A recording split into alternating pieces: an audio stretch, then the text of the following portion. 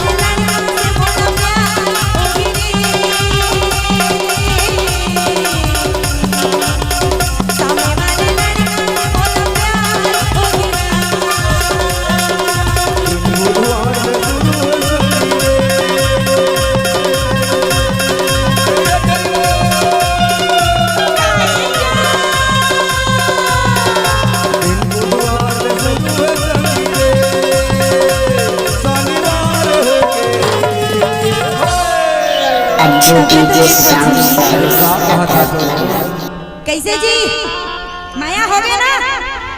एक बार हाथ ऊपर करके बताओ। अरे बता दे हो। अच्छा जेखर आधार कार्ड बने नहीं तेला माया हो गए नहीं? कौन कौन ना माया हो गया? टूरी संग जल्दी बताओ। हो गया ना?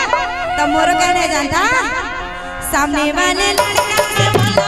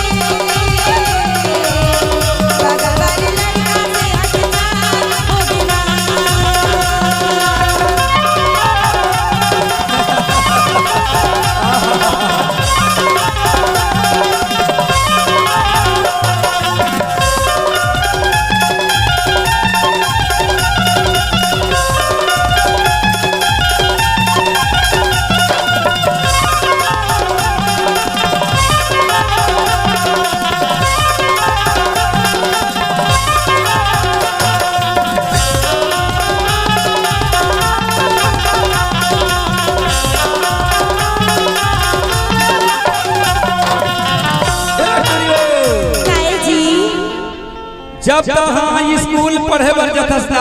हाँ कोतमा स्कूल पढ़े बर जाथा हाथ में किताब लेके मोबाइल धर के ना जब पढ़े बर स्कूल में जाथस ना तोर पीछू पीछू आता गौ।